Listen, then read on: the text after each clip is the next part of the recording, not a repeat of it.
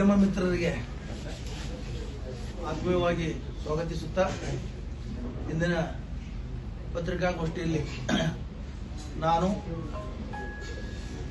ಮತ್ತು ಬಿಜಾಪುರ ಜಿಲ್ಲಾ ಗ್ಯಾರಂಟಿ ಯೋಜನೆಗಳ ಅನುಷ್ಠಾನ ಸಮಿತಿಯ ನೂತನ ಅಧ್ಯಕ್ಷರಾದ ವಸಂತ ಹೊನ್ನಮಡಿ ಅವರು, ಕಾಂಗ್ರೆಸ್ ಪಕ್ಷದ ಮುಖಂಡರಾದ ನಾಗರಾಜ ಲಂಬು ಅವರು, ಕಾಂಗ್ರೆಸ್ ಪಕ್ಷದ ಇನ್ನೂರು ಮುಖಂಡರಾದ ಫಯಾಜ್ ಕಲಾದಿ ಅವರು ಭಾಗವಹಿಸಿದರು. ಇವತ್ತಿನ ವಿಷಯ ಇಂದಿನ ದಿವಸ ಸುಪ್ರೀಂ ಕೋರ್ಟ್ ಬಿಜಾಪುರದ ವಿಮಾನ ನಿಲ್ದಾಣಕ್ಕೆ ಗ್ರೀನ್ ಸಿಗ್ನಲ್ ತೋರಿಸಿದೆ. ಸುಮಾರು 3 ವರ್ಷಗಳಿಂದ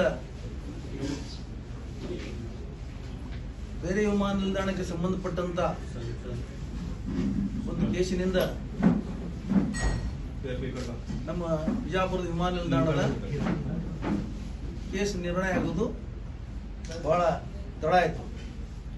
ಆ ಕೇಸ್ ಡಿಸೈಡ್ ಮಾಡ್ಲಿಕ್ಕೆ ನಮ್ಮ ಜಿಲ್ಲಾ ಮಂತ್ರಿಗಳು, ಬೃಹತ್ ಕೈಗಾರಿಕಾ ಮತ್ತು ಮೂಲಸೌಕರ್ಯ ಅಭಿವೃದ್ಧಿ ಮಂತ್ರಿಗಳು ಆದಂಥ ನಮ್ಮ ಗೌರವಾನ್ವಿತ ಮಾನ್ಯ ಶ್ರೀ ಎಂ ಬಿ ಪಾಟೀಲ್ ಸಾಹೇಬರು ಅವಿರತವಾಗಿ ಹಗಲು ರಾತ್ರಿ ಅನ್ನದೇ ದೆಹಲಿ ಮಟ್ಟದಲ್ಲಿ ವಕೀಲರುಗಳನ್ನು ಸಂಪರ್ಕಿಸುತ್ತಾ ಅವರನ್ನು ನೇಮಿಸಿ ಸತತ ಪ್ರಯತ್ನದಿಂದ ಒಂದು ಛಲದಂಕ ಮಲ್ಲನ ತರ ಅವರು ಈ ಕೆಲಸವನ್ನು ಮಾಡಿಸಿಕೊಂಡು ಬಂದಿದ್ದಾರೆ. ಅದಕ್ಕೆ ನಾನು ಅವರಿಗೆ ಮೊದಲನೇದಾಗಿ ಜಿಲ್ಲೆಯ ಜನತೆಯ ಪರವಾಗಿ, ಎಲ್ಲರ ಪರವಾಗಿ ನಾನು ಅವರಿಗೆ ಅಭಿನಂದನೆಗಳನ್ನು ಸಲ್ಲಿಸ್ತಾ ಇದ್ದೇನೆ. ಪರದೇಶದಿಂದ ಬರಂತ ಪ್ರವಾಸಿಗರು ಸಹಿತ ಇಲ್ಲಿ ಹೆಚ್ಚಿನ ಪ್ರಮಾಣದಲ್ಲಿ ಹೆಚ್ಚಾಗ್ತಾರೆ. ಇದು ಒಂದು ಸೆಂಟ್ರಲ್ ಪ್ಲೇಸ್ ಇದೆ ಉತ್ತರ ಕರ್ನಾಟಕದಲ್ಲಿ. ಆಮೇಲೆ ಇದರಿಂದ ಏನಾಗ್ತದೆ ಅಂತ ಕೇಳಿದ್ರೆ, ಈ ವಿಮಾನ ನಿಲ್ದಾಣ ಉಳಿದ ವಿಮಾನ ನಿಲ್ದಾಣ ತರ ಅಲ್ಲ. ಸರೌಂಡಿಂಗ್ 200 ಕಿಲೋಮೀಟರ್ ಒಳಗಡೆ ಎಲ್ಲಾ ಜಿಲ್ಲಾ ಕೇಂದ್ರಗಳು ಬರ್ತಾವೆ.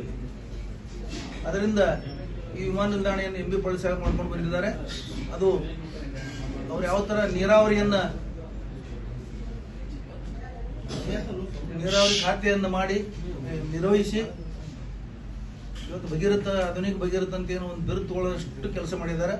ಅದೇ ತರ ಅವ್ರ ಹೆಂಗ ಹೆಸರು ಸ್ಥಿರಸ್ಥಾಯಿಯಾಗಿದೆ, ಇದು ಸಹಿತ ವಿಮಾನ ನಿಲ್ದಾಣ ಆಗಿದ್ರಿಂದ ಬಿಜಾಪುರ ಜಿಲ್ಲೆಯ ಜನಮಾನಸದಲ್ಲಿ ಇದು ಚಿರಸ್ಥಾಯಿ. ಸರ್, ಈಗ ಯತ್ನಾಳ್ ಮಣ್ಣಿ ಏನ್ ಹೇಳ್ಯಾರಂದ್ರ ವಿಜಯಪುರಕ್ಕೆ ಡಗ ಬರುವಂತ ವಿಮಾನಗಳು ಯಾವಾಗ ಬೀಳ್ತೀವಿ ಅನ್ನೋ ಪರಿಸ್ಥಿತಿ ಅನುಮೋದನೆ ಕೊಟ್ಟಿದ್ರು.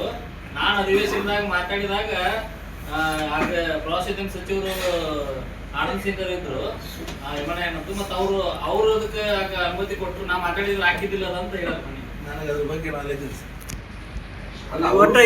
ಮಾತಾಡಿದ್ರ ಬಗ್ಗೆ ನಾಲೆಜ್ ಇಲ್ಲ. ಅವ್ರು ಏನ್ ಮಾಡಿದ್ರು ನಮಗೆ ನಾಲೆಜ್ ಇಲ್ಲ. ಒಳ್ಳೇದೇ, ಜಿಲ್ಲೆ ಜನತೆ ಮಾಡಬೇಕು. ಅವರು ಜನಪ್ರತಿನಿಧಿ ಇದ್ದಾರೆ, ಅವ್ರು ಮಾಡಬಾರ್ದಂತಿಲ್ಲ. ಮಾಡಿದ್ರ ಬಗ್ಗೆ ನನಗೆ ನಾಲೆಜ್ ಇಲ್ಲ.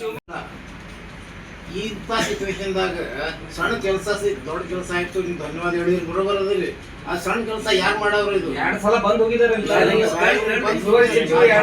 ಶಾಲೆಗೆ ಬಂದು ಭೇಟಿ ಕೊಟ್ಟು ಹೋದ್ರು ಕೂಡ ಒಂದ್ ಸಾಲಿದ್ ಮಾಡಿಲ್ಲ, ವಿಮಾನ ನಿಲ್ದಾಣ ಮಾಡಿಲ್ಲ.